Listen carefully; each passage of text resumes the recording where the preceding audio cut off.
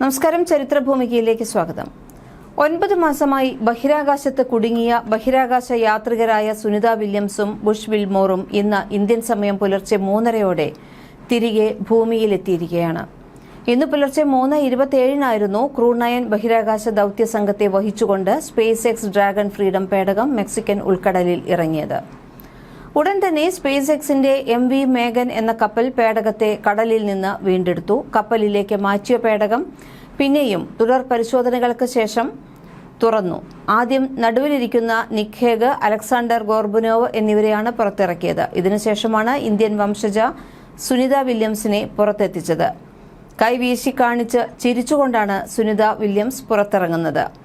നാലാമതായി ബുഷ് വിൽമോറിനെയും പുറത്തേക്ക് മാറ്റി. അടുത്ത കാലത്തൊന്നും മറ്റേതെങ്കിലും ബഹിരാകാശ സഞ്ചാരികളെക്കുറിച്ച് ഭൂമിയിലെ മനുഷ്യർ ഇത്രയേറെ ആശങ്കപ്പെട്ടിട്ടുണ്ടാവില്ല.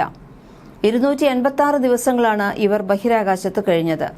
4577 തവണ ബഹിരാകാശ നിലയത്തിൽ ഭൂമിയെ ഇവർ ചുറ്റി. 19.52 കോടി കിലോമീറ്റർ ദൂരം യാത്ര ചെയ്തു. വെറും 8 ദിവസത്തെ ബഹിരാകാശ ദൌത്യത്തിനായി തയ്യാറെടുത്തു പോയ യാത്രികർക്കാണ് ഇത്രയേറെ ദിവസം നിലയത്തിൽ കഴിയേണ്ടി വന്നത്.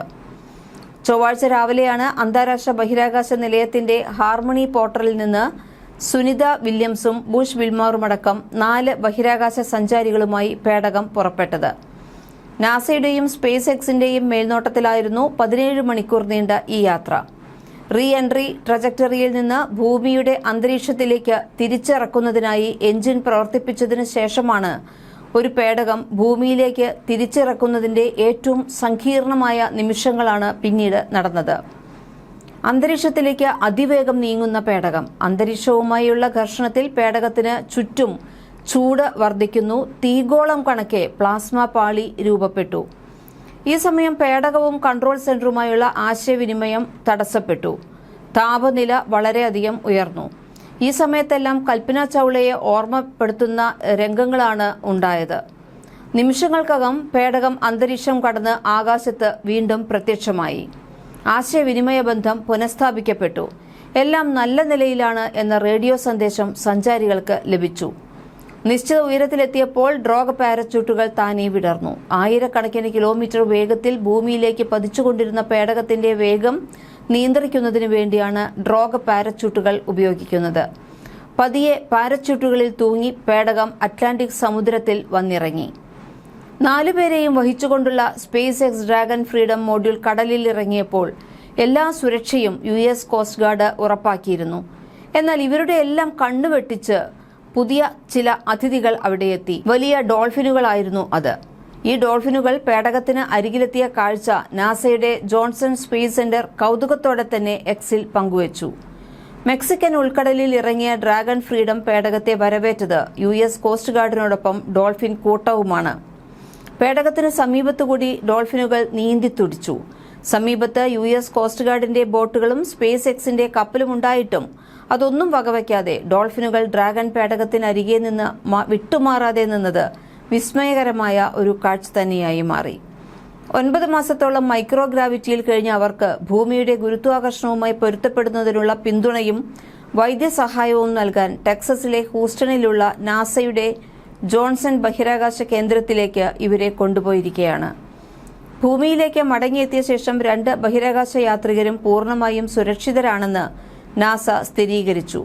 മെഡിക്കൽ പരിശോധനകൾ ഇതിനകം നടത്തിക്കഴിഞ്ഞു. ടീം നല്ല ആരോഗ്യത്തിലാണെങ്കിലും ഭൂമിയിലെ സാധാരണ ജീവിതത്തിലേക്ക് പൂർണ്ണമായും പൊരുത്തപ്പെടാൻ ഇവർക്ക് കുറച്ചു സമയമെടുക്കും. ഒരു മുൻകരുതൽ എന്ന നിലയിൽ അടുത്ത കുറച്ചാഴ്ചകൾ അവർ നാസയുടെ മെഡിക്കൽ സംഘത്തിന്റെ സൂക്ഷ്മ നിരീക്ഷണത്തിൽ തുടരും. ഏറ്റവും ആശങ്കാജനകമായ പ്രത്യാഘാതങ്ങളിൽ ഒന്ന് അസ്ഥികളുടെയും പേശികളുടെയും ആരോഗ്യം വഷളാകും എന്നതാണ്. ISSലെ മൈക്രോഗ്രാവിറ്റിയിൽ ബഹിരാകാശ യാത്രികർ പൊങ്ങിക്കിടക്കുകയാണ് ചെയ്യുന്നത്. അതുകൊണ്ട് അവരുടെ ശരീരം കാര്യമായ മാറ്റങ്ങൾക്ക് വിധേയമാകും. ഭൂമിയിൽ ഗുരുത്വാകർഷണം ഉള്ളതിനാലാണ് പേശികളെയും അസ്ഥികളെയും തമ്മിൽ ബന്ധിപ്പിക്കുന്നത്. ഇത് സ്വാഭാവിക പ്രതിരോധം നൽകും. ബഹിരാകാശത്ത് ഗുരുത്വാകർഷണം ഇല്ലാത്തതിനാൽ പേശികൾ ദുർബലമാവുകയും അസ്ഥികൾക്ക് സാന്ദ്രത നഷ്ടപ്പെടുകയും ചെയ്യും. ബഹിരാകാശ യാത്രികർക്ക് പ്രതിമാസം അസ്ഥികളുടെ പിണ്ഡത്തിന്റെ 1% വെച്ച് നഷ്ടപ്പെടാറുണ്ട്. പ്രത്യേകിച്ച് നട്ടലിന്റെ താഴത്തെ ഭാഗം, ഇടുപ്പ്, തുടയെല്ല് എന്നിവയിൽ ഇത് ഭൂമിയിൽ തിരിച്ചെത്തുമ്പോൾ ഒടിവുണ്ടാകാനുള്ള സാധ്യത വർദ്ധിപ്പിക്കുന്നു. ഇതിനെ പ്രതിരോധിക്കാൻ അവർ കഠിനമായ വ്യായാമ ദിനചര്യ പിന്തുടരേണ്ടതുണ്ട്. ബഹിരാകാശ യാത്രികർക്ക് നട്ടെല്ല് നീളുന്നതുകൊണ്ട് ബഹിരാകാശത്ത് 2 ഇഞ്ച് ഉയരം കൂടാറുമുണ്ട്. പക്ഷെ ഭൂമിയിൽ തിരിച്ചെത്തിയാൽ ഈ താൽക്കാലിക ഉയരക്കൂടുതൽ അപ്രത്യക്ഷമാകുകയും ചെയ്യും. പലപ്പോഴും നട്ടെല്ല് പൂർവ്വസ്ഥിതിയിലാകുമ്പോൾ നടുവേദനയും ഉണ്ടാകാറുണ്ട്. ബഹിരാകാശ യാത്രികർ നടക്കുന്നതിനു പകരം പൊങ്ങിക്കിടക്കുന്നതിനാൽ അവരുടെ പാദങ്ങളിൽ ചെറിയ ഘർഷണമോ സമ്മർദ്ദമോ അനുഭവപ്പെടാം. തൽഫലമായി അവരുടെ പാദങ്ങളിലെ ചർമ്മം സെൻസിറ്റീവ് ആകുകയും അടർന്നു പോകുകയും ചെറിയ കുഞ്ഞുങ്ങളുടെ പാദങ്ങൾ പോലെ മൃദുവാകുകയും ചെയ്യാറുണ്ട്. ഭൂമിയിൽ ഗുരുത്വാകർഷണം കാരണം രക്തം, ജലം, ലിംഫ് തുടങ്ങിയ ശരീരദ്രാവകങ്ങൾ താഴേക്കാണ് ഒഴുകാറുള്ളത്. ബഹിരാകാശത്ത് ഇത് മുകളിലേക്കാണ്.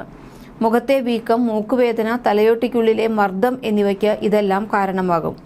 ഇതേസമയം ശരീരത്തിന്റെ താഴത്തെ ഭാഗത്ത് ദ്രാവകങ്ങളുടെ നഷ്ടമുള്ളതുമൂലം ബഹിരാകാശ യാത്രികരുടെ കാലുകൾ വളരെ നേർത്തതും ദുർബലവുമായി മാറുന്നു. ഈ പ്രതിഭാസത്തെ പഫി ഹെഡ്ബേർഡ് ലെഗ് സിൻഡ്രോം എന്നാണ് വിളിക്കാറുള്ളത്. ഇവയെ പ്രതിരോധിക്കാൻ ബഹിരാകാശ യാത്രികർ രക്തയോട്ടം ഉത്തേജിപ്പിക്കുന്നതിനുള്ള ശാരീരിക വ്യായാമങ്ങൾ ചെയ്യേണ്ടതുണ്ട്. എസ്എസിന്റെ മൈക്രോഗ്രാവിറ്റി പരിതസ്ഥിതിയിൽ ഗുരുത്വാകർഷണത്തിനെതിരെ രക്തം പമ്പ് ചെയ്യാൻ ഹൃദയം ഭൂമിയിലെ പോലെ കഠിനാധ്വാനം ചെയ്യേണ്ടതില്ല. ഇതുമൂലം ബഹിരാകാശ യാത്രികരുടെ ഹൃദയം ഏകദേശം 9.4% കൂടുതൽ ഗോളാകൃതിയിലാകുമെന്നാണ് പഠനങ്ങൾ തെളിയിച്ചിട്ടുള്ളത്. ഇത് ഹൃദയത്തിന്റെ പമ്പിംഗ് കാര്യക്ഷമത കുറയ്ക്കുകയും ഭൂമിയിലേക്ക് മടങ്ങുമ്പോൾ ഹൃദയ സംബന്ധമായ പ്രശ്നങ്ങൾക്കുള്ള സാധ്യത വർദ്ധിപ്പിക്കുകയും ചെയ്യും. ഭൂമിയുടെ ഗുരുത്വാകർഷണത്തിലേക്ക് വീണ്ടും എക്സ്പോഷർ ചെയ്തതിനു ശേഷം ഹൃദയം ക്രമേണ അതിന്റെ സാധാരണ രൂപത്തിലേക്ക് മടങ്ങാറുണ്ട്. ഭൂമിയിൽ നിന്ന് വ്യത്യസ്തമായി ഉയർന്ന ഊർജ്ജമുള്ള കോസ്മിക് വികിരണങ്ങളിൽ നിന്ന് ബഹിരാകാശം സ്വാഭാവിക സംരക്ഷണം നൽകാറില്ല. സൂര്യനിൽ നിന്നുള്ള ഉയർന്ന അളവിലുള്ള വികിരണത്തിന് ബഹിരാകാശ യാത്രികർ വിധേയരാകും. 9 മാസത്തിനുള്ളിൽ സുനിത വില്യംസിന് ഏകദേശം 270 നെഞ്ച് എക്സ്റേകൾക്ക് തുല്യമായ റേഡിയേഷൻ അനുഭവിച്ചു കഴിഞ്ഞിട്ടുണ്ടാകും. ഇത്രയും ഉയർന്ന അളവിലുള്ള റേഡിയേഷനിലേക്ക് ദീർഘനേരം എക്സ്പോഷർ ചെയ്യുന്നത് രോഗപ്രതിരോധ ശേഷിയെ ദുർബലപ്പെടുത്തുകയും ടിഷ്യൂകൾക്ക് കേടുപാടുകൾ വരുത്തുകയും റേഡിയേഷൻ അസുഖം, ക്യാൻസറിനുമെല്ലാമുള്ള സാധ്യത വർദ്ധിപ്പിക്കുകയും ചെയ്യുന്നു. ഇത് ബഹിരാകാശ യാത്രികർക്ക് ഗുരുതരമായ ദീർഘകാല ആരോഗ്യ പ്രശ്നങ്ങളും ഒരുപാട് അപകടങ്ങളും സൃഷ്ടിക്കാറുമുണ്ട്. ഭൂമിയിൽ തിരിച്ചെത്തിയതിനു ശേഷം അസ്ഥികളുടെ സാന്ദ്രത പൂർണ്ണമായി സുഖം പ്രാപിക്കാൻ വർഷങ്ങൾ എടുത്തേക്കാം. ചില സന്ദർഭങ്ങളിൽ ബഹിരാകാശ യാത്രികർ ഒരിക്കലും അവരുടെ ദൗത്യത്തിനു മുമ്പുള്ള അസ്ഥിയുടെ ശക്തി വീണ്ടെടുക്കാറില്ല. ഇത് പിന്നീടുള്ള ജീവിതത്തിൽ ഓസ്റ്റിയോപൊറോസിസ്, ഒടിവുകൾ എന്നിവയ്ക്കുള്ള സാധ്യത വർദ്ധിപ്പിക്കാറുമുണ്ട്. കൂടുതൽ വിവരങ്ങളുമായി വീണ്ടും വരാം. അതിനായി ചരിത്രഭൂമിക സബ്സ്ക്രൈബ് ചെയ്യും.